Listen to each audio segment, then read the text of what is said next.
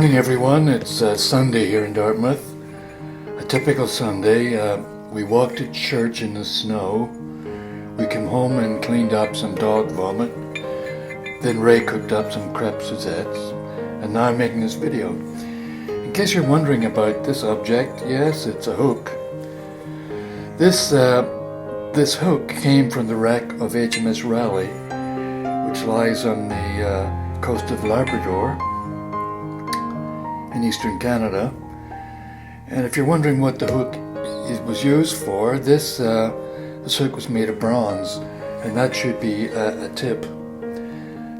This is actually a hook used for slinging ammunition, and bronze was used because when two pieces of bronze collide, they don't make sparks. So this video is about the loss of HMS Raleigh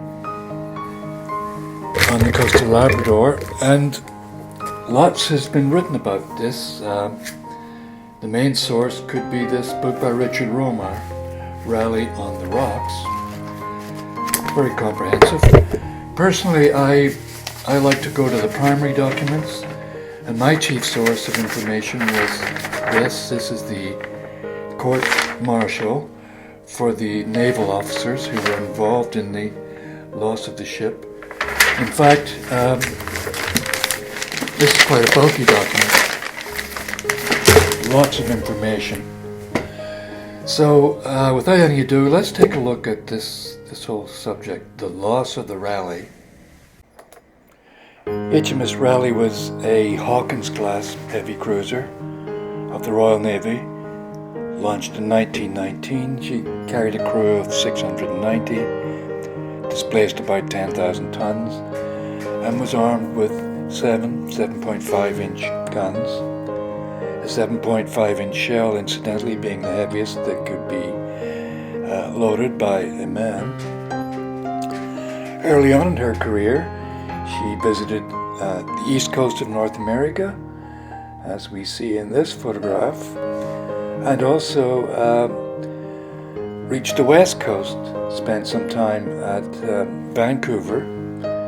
This photograph was taken at Vancouver, I believe, and it shows what a handsome vessel HMS Raleigh really was. In this image you can see up at the forward part of the ship several of the 7.5-inch guns.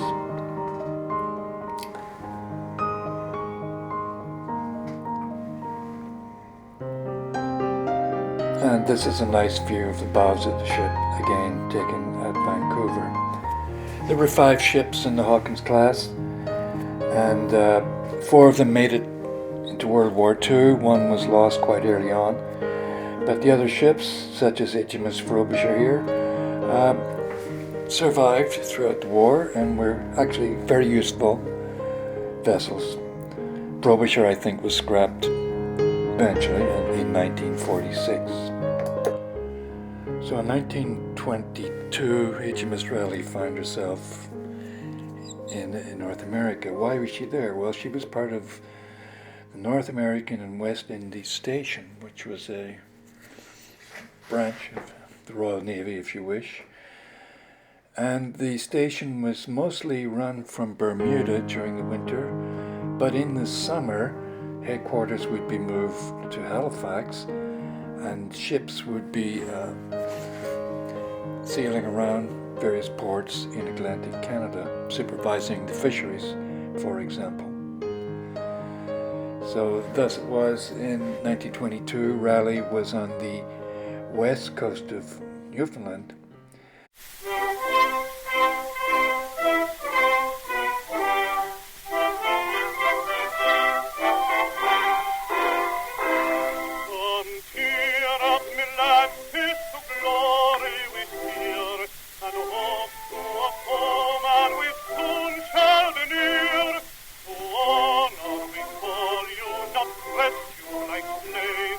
For who are so free as the sons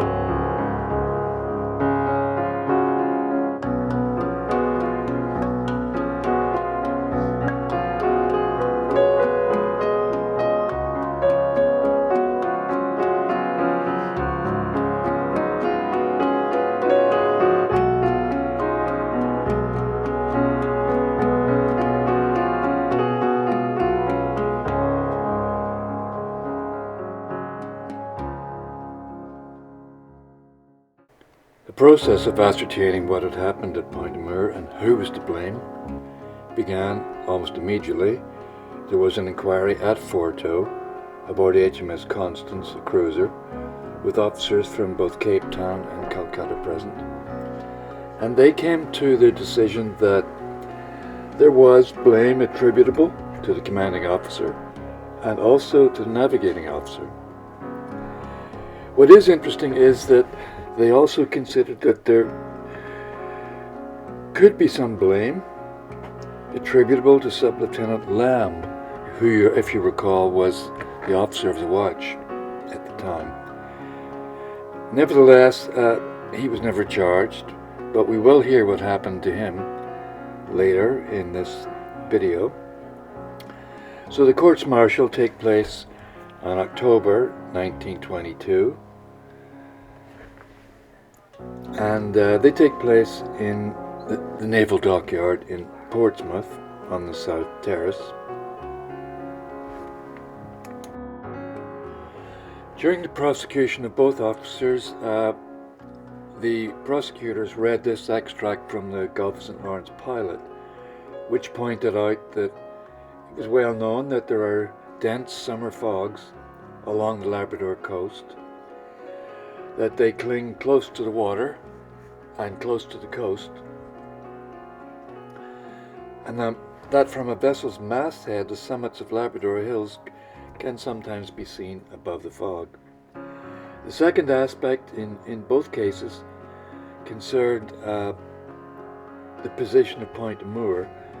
On this map, the track in the left is the planned track of HMS Raleigh. The middle track is the track that takes into account the strong tidal currents in the area. And the one on the right, of course, is the track that brought them aground at Point Amur. And both Bott and Bromley argued that the longitude of Point Amur was incorrect. It was actually out by 1 minute of longitude, and therefore they should not be found guilty. So here's the charge sheet with respect to Commander Bott. He was charged with being negligent in stranding the ship, and he was found guilty. The court noted that he made that alteration of course to north without knowing exactly where the ship was, and that he also should have reduced the speed of the ship immediately when he came into the fog. The court also found that the discrepancy between charts that I mentioned was irrelevant. It was a red herring. And lastly, they took note of those warnings in Newfoundland and Labrador pilots regarding the fogs, which were well known along the coast. So he was sentenced to be dismissed and severely reprimanded. The captain faced the same charge as Commander Bott and was found guilty. The court found that he should have been on the bridge earlier, and also that when he reached the bridge he should have immediately reduced speed, given the state of the weather at the time. So he was sentenced to be reprimanded and dismissed. And if you will recall, Bott was severely reprimanded, so perhaps in the eyes of the court, Bromley was less guilty than Bott in this case.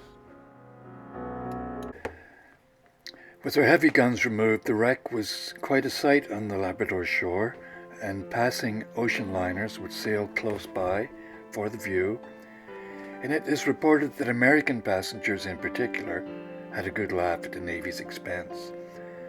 So after some letter writing, the Admiralty took action, and in 1926 the ship was blown apart using depth charges, so that after a while it no longer looked like a ship, just a pile of metal on the shoreline.